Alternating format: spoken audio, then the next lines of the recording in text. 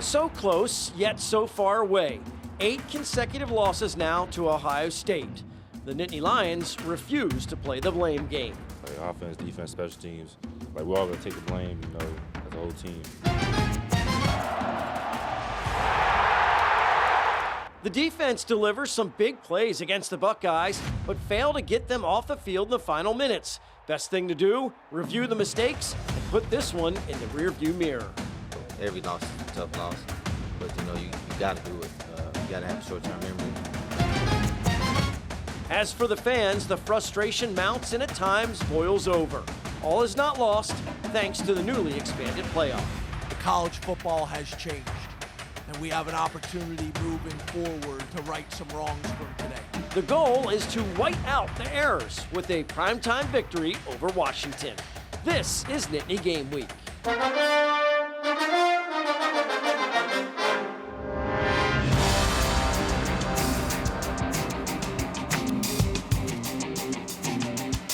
Hello, everyone, and welcome to Nittany Game Week. I'm Todd Sadowski alongside former Nittany Lions coaches Jay Paterno and Tom Bradley. Bested by the Buckeyes again. It sure feels familiar. Fully understanding it's only one mark in the loss column, it's another stain on their record against Ohio State. Well, it's getting to be, as a number of fans stopped me afterwards. It seems like this is every year. Look, the reality is, you played well most of the game, had a chance to win the game in the fourth quarter. You didn't, but, with the playoff, 12-team playoff, you live to fight another day. That's the thing this year. Just don't get nicked up again and learn from this game, because get into the playoffs and then let it go. No more ranked opponents, but if they get to where they want to, they're going to have an opportunity to have another big game and a big-time opponent. 5 plays inside the 5, net 0 points. The defense fights hard, but falters in the final minutes, and the silver lining is a slight slide in the college playoff rankings in our opening drive.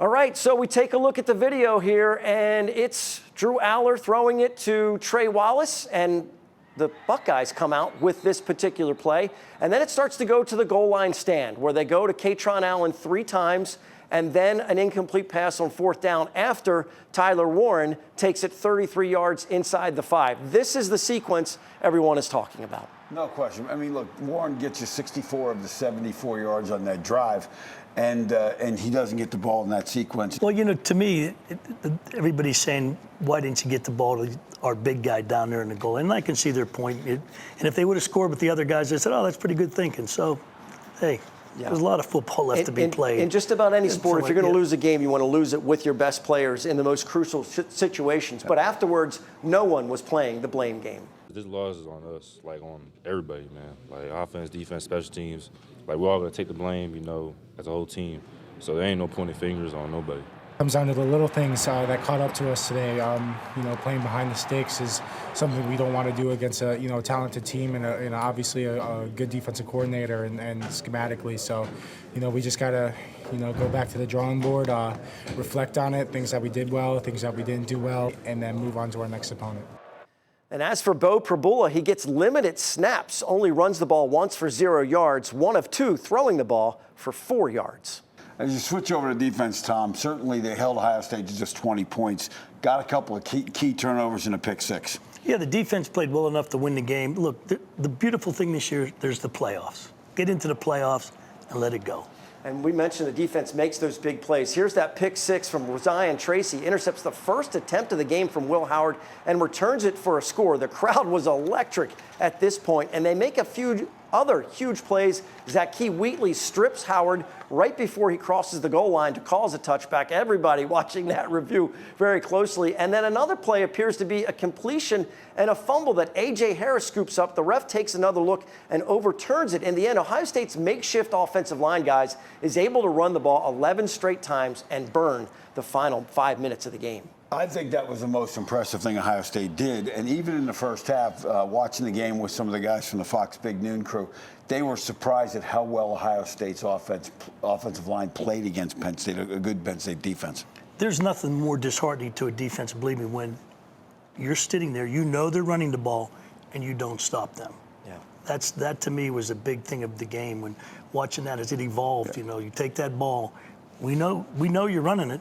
And we got to stop. They talk all the time about complementary football. Neither the offense or defense was able to deliver down the stretch. No. Every loss is a tough loss, but you know you got to do it. You got to have a short-term memory, but understand mistakes that you made, and you got to fix them upcoming week. We can't dwell on this, and we just got to take each day for what it is, and just fix all the small things so we can go 1-0 next week. In the end, it's Downingtown West's Will Howard who comes up with the final dagger when he runs around the end for the first down. He didn't play particularly well. The Buckeyes salt this one away with a potent rushing attack. And as a coach, it's important to be critical of your team's performance and of the staff. That's how you improve. Also necessary to put Ohio State in the rearview mirror and understand all is not lost thanks to the newly expanded college football playoff. Let's take a look at it, guys. And oh man, your eyes go right away. Notre Dame at Penn State, Beaver Stadium, late December. What do you think as you see these first rankings? Well, I mean, until you have conference championship games, the first 4 seeds don't mean anything in this. So it's fun. It creates a weekly show for someone to talk about this stuff. But until you get to conference championship week, you really don't know where it all settles. Here's the other thing. No need to panic. We were talking about 1982. We lost to Alabama, right? We lost. It's not a good game at all. Came back, won the rest, and won the national championship. There's a lot of football to be played yet. It's an emotional boost to both the fans and the players and everyone to see these are the possibilities after such a disappointing defeat, because that timing is perfect. Gives the teams and the fans a reason to get excited just a couple days after that crushing defeat. The players were openly hoping for a rematch with the Buckeyes, and Coach Franklin said he's cool with that. What the message is, the way I interpret the message is that we want to play well enough to continue playing as a team and as a family as long as we possibly can.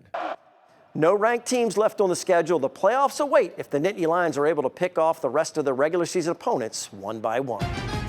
Speaking of opponents, coming up, our roadmap to victory over the Huskies involves a look back to this past weekend for the Nittany Lions. Our coaches are self-scouting the Penn State offensive goal line package a little bit deeper when we come back.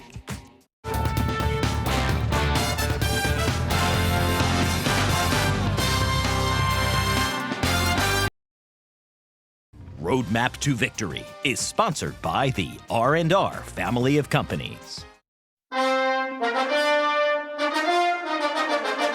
Welcome back to Nittany Game Week. They advanced all the way to the College Football National Championship game last season. This is a very different looking Washington roster and coaching staff. Coach Bradley, Coach Paterno, the Huskies sled into Beaver Stadium with some momentum after a victory against USC. What can we expect from our visitors from the left coast? Well, quite a bit, but let's take a look real quickly back at last week and the goal line setup that Penn State was using, because people say, why were they not able to get things done? Well, 71 is not an eligible receiver, so this guy who he's going to block doesn't respect him going out in the flat as a receiver, and the safety that's over the top, he's free to go to the quarterback so they can close. And you'll see, well, we'll show you both plays, where he comes in motion on second and third down, and he never really even touches anybody, and they just commit inside, and they're not worried about the outside. And that's kind of how you got in the fourth down. But you look for Penn State to probably change some of those things up as they go when they do that going forward in the rest of the season. Now, let's take a look at Washington. A couple things you need to know. West Coasters, you'll hear people talk at UW, that's University of Washington. Offensive coordinator Brendan Carroll, defensive coordinator Steve Belichick. If you think those are familiar names, they are the son of Pete Carroll and Bill Belichick. And, they've got 18 conference championships and 2 national titles, so this is a team with some tradition. Let's talk about their numbers. Some good numbers there when you look at them defensively. 10th in total yards, 21st in scoring, 2nd in passing yards. Offensively, not as good. Good numbers in terms of yards, but why are they falling short in scoring points? They had field goal issues, a lot of penalties. Fourth downs, they go for a lot of fourth downs because of the field goal issues they've had, and they're not doing very well making them. But let's take a look also at how they've been on the road versus home. Very different team at home than they are on the road. If they can bring the same kind of energy that they play with at home at Penn State, it could be a tough game going to the fourth quarter. And then guys to look at, Will Rogers, transferred there from Mississippi State, all-time leading passer in SEC. The running back can play. They got a good wide receiver core and offensive line. So let's talk about how they attack you. You're going to see a lot of wide receiver screens paired with the run, Tom, and they read that defender, and how tough does that become for the defense? Well, that becomes very hard, Jay, as you know, because they've got to keep an eye on that quarterback, what he's going to do. One point you made I want to go back to real quick. If they don't play well on the road, they haven't been to a place like Penn State yet to a whiteout tonight. No question. So let's talk a little about some of the things that get their running backs involved in the pass game.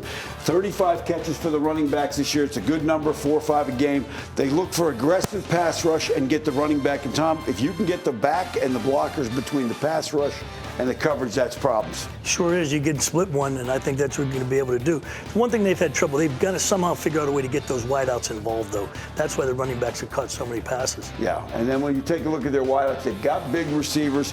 They've got 55 catches for this guy, 53. Look for double moves. They know Penn State's aggressive on the outside. They know Michigan's aggressive on the outside. Did a good job against Michigan, protecting the quarterback and attacking the guys downfield. That's a good Michigan secondary, good corner. So they will not be afraid to attack Penn State down the field. And then the last thing, much like Bo Prabula, they have, when number 2 is in the game at quarterback, keep an eye on him because they do a lot of things just like Bo Prabula does, and they're creative. Watch this one. You got a double pass here, Tom. I know we used to play teams that ran this used to drive you up a wall. It was hard to practice it. Yes. Because most people don't have the guy. I mean, that's a long throw that guy just made all the way across the field. And again, they got the back out in the open field with blockers in front of them. Now let's turn to the defense as we look at them. Again, we talk about this is a good defensive football team. 11-42. Carson Broder's dad played at Washington for 14 years in the NFL. Alfonso Tupatula, he's a really, really good player. They move him all over the place. And let's talk about the Bear defense that they run. This goes back to the Bears in 85. 11 lines up here, 42's here. And again, this is a defense that sets up well against Penn State because they're going to put a guy right over your tight end, jam him up, and funnel him. So Penn State's wide receivers got to make some big plays. And that's what we talked about. The receivers have got to get involved in this game because they're not going to let the tight end beat them. Yep, and the quarterback run game could be a factor, and that may be a call for both Prabula to get involved. Then this 5-man front, again, when they cover down with 5 guys, Tom, it creates, I know as a coordinator when I was coaching, that creates 5 one-on-one pass protections up front. Nobody can help. Creates one-on-one situations. Now they do a nice job taking 42 out of here, and now 11 twists. And again, those types of things you used to like to do. I used to love to do that because they're not sure who's dropping, who's popping, who's coming out, and then you've got all these different games inside with people standing up and moving. And sometimes you end up with guys blocking nobody. Now, not to get to PTSD, but USC had a chance to win this game late. They got a 4th and goal. Again, they cover down all the way, and because they put one more guy in there than you can block, they freeze the linebackers up, and he'll do a great job bringing him in the gap. 42's here to clean up, and they do a good job, and they stuff this, and they win the game and beat USC again. If they bring that energy that they have at home to the road game this week, which will be tough against Penn State, this could be a 4th quarter game for the Nittany Lions. Thank you, coaches. Of course, it's nearly impossible for an opponent to prepare themselves for a prime-time whiteout in Beaver Stadium.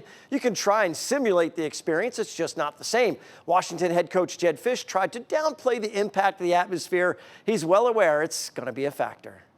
We've had really great crowds. You know, every game we've played this year.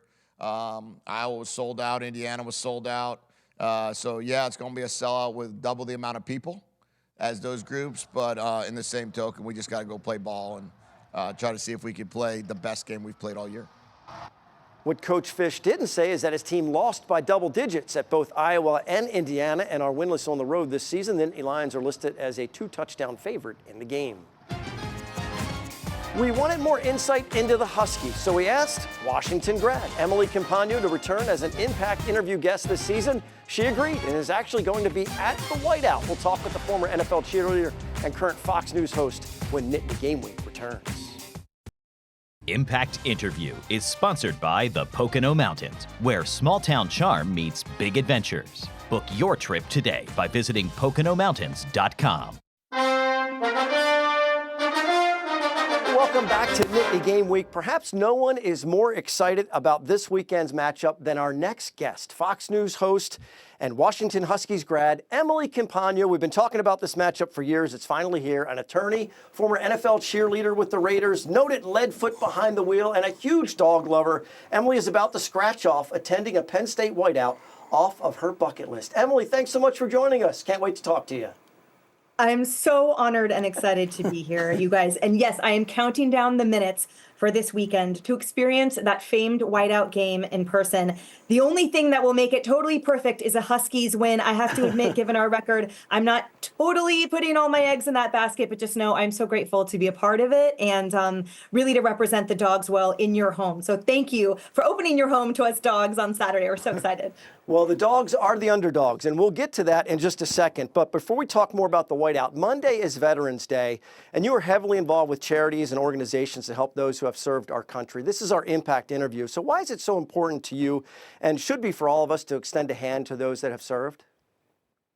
You know, one phrase that I love is, if you want to serve this country, be the kind of American worth fighting for. And I think that phrase is really important for those of us Americans that haven't served formally, but feel that we want to serve, especially those who serve us. And I take my role as a messenger, which is how I identify myself, so seriously in that way, that I serve to amplify those angels among us who have dedicated nonprofits and careers and all of their downtime to serving those brave men and women who serve us day in and day out, in and out of uniform, sacrificing so much, putting their lives on the line for our security, for our freedoms. And to me, that's the highest form of gratitude, is to be that American worth fighting for, which means showing up in gratitude. And when those veterans need it, just showing up for them. Emily, turning to football, certainly this weekend UW fans will come to Penn State, and we hope to be gracious hosts, maybe not too gracious, but as Penn Staters look ahead to 2027 when we go out to Washington to play that game, what makes that place special to you, and anything that Penn Staters, even 2 years out, should be circling and thinking about where to eat or to what to do or something around campus that's really cool? I'm disappointed, I have to say, that it's not happening next year. So yes, 2027 can't come fast enough for that. We will be so excited to host you guys. You know, I am not from Seattle. I'm from Northern California. So when I went to school there, I had and continue to hold sort of the eye of a tourist. And so to me, it is just indescribably beautiful. It is jaw-droppingly gorgeous. When you are in Husky Stadium, you know, the famed sort of shape that I don't even know how to describe it. It's the flat top, you know, and you have two banks of mountains on either side, snow-capped. You're right on the water. You can sailgate. So fans can come. You can literally drink on your boat, sail right up. You can drink on kayaks and sail right up and dock right up at the stadium base. You can walk there. We have an impressive tailgating on both sides of the stadium for parking lot. So I think something that strikes me about the Husky Stadium, the tailgating, the football games, the camaraderie, the welcoming, and just how unique that the entire infrastructure is. There's no place like it. And I've had the honor of going to so many home games. I know you guys have too, all around the country. And I've never found another campus that is more unique, that is more special than Seattle's placement right there on the water, but with the mountains all around. And it's so easily accessible. So my advice really is you can stay anywhere, because the Burke-Gilman Trail can take you by biking, you can bike in, you can bus in, you can walk in. Again, you can boat in or kayak in, and all of those things are so deeply special and endemic to Seattle. So you can do no wrong. Traffic sort of sucks. So I'd say do anything but drive in. But certainly we look forward to reciprocating that hospitality that I know you guys will be showing us on Saturday. Emily, Tom Bradley, I got a question for you. Even though, before I ask my question, I know you're going to check this off your bucket list with the White House, but don't expect the outcome you want when you come to the game, okay? But you can still check it off your list. But here's my question for you. You'll be with a number of Penn Staters on Saturday. Can you talk about how you got to be surrounded with so many Nittany Lions for the weekend? And are there any wagers on the game outcome?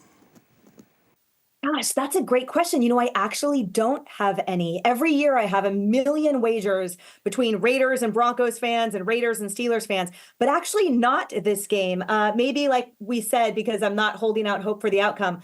But you know what, Tom? I think thanks to that, I'm going to start a couple friendly wagers.